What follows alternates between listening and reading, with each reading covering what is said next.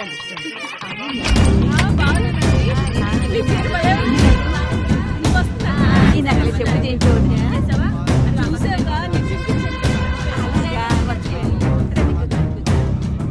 మీద ఎంక్వైరీ వచ్చింది, నీతో మాట్లాడాలి. ఒకసారి పక్కకు రా.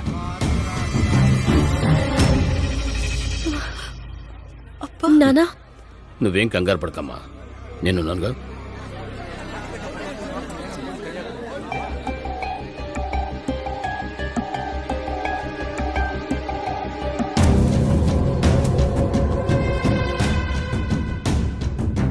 సార్, ఏంటి సార్ ఇది?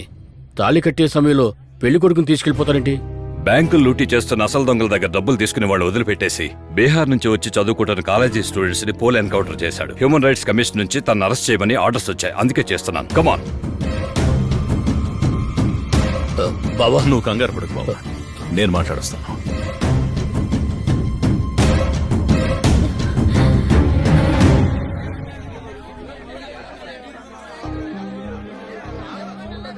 అందుకే 1కి 10 సార్లు ఆలోచించి పిల్లనివ్వాలి అంటారు. అక్క, ఆలోచించుకుంటానే ఇచ్చుంటారంటావా? ఆలోచించి ఉంటారులే.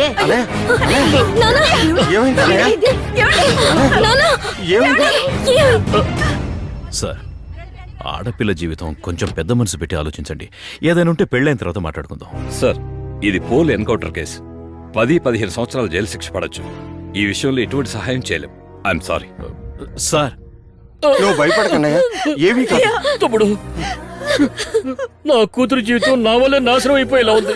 పిల్లాడు చదువుకున్నాడు, ఉద్యోగం చేస్తున్నాడు అనుకున్నాను, కానీ మంచివాడా చెడ్డవాడా అని చూడలేదయ్యా. నువ్వెందుకయ్యా బాధపడతావు? ఊరందరినీ మంచి మనసుతో పెళ్లికి పిలిచావు. నీ కష్టం వస్తే మేము వదిలేస్తావా? చూడండి, ఇప్పుడు పెళ్లికొచ్చిన వాళ్ళలో మీకు నచ్చిన మంచి కుర్రోడు ఉంటే చెప్పండి, ఇప్పుడే పెళ్లి చేసేస్తాం. ఏవయ్యా, ఈ సమయంలో మంచి కుర్రాన్ని ఎక్కడైనా వెతుకుతావయ్యా?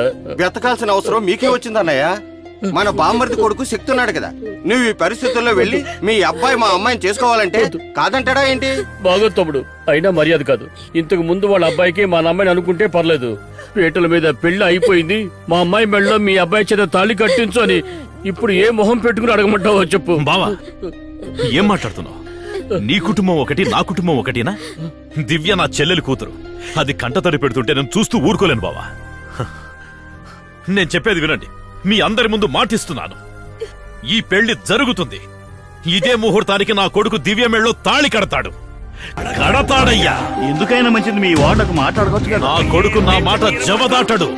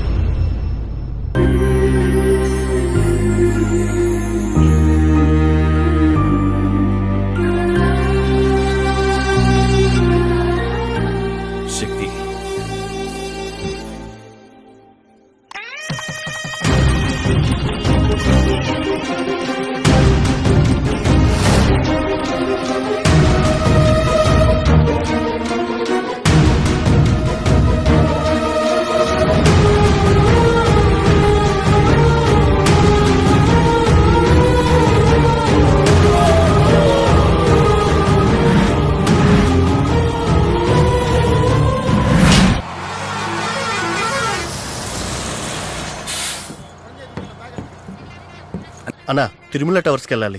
రండి సార్. ఆపు ఆపు, ఇక్కడే తీసుకోనా.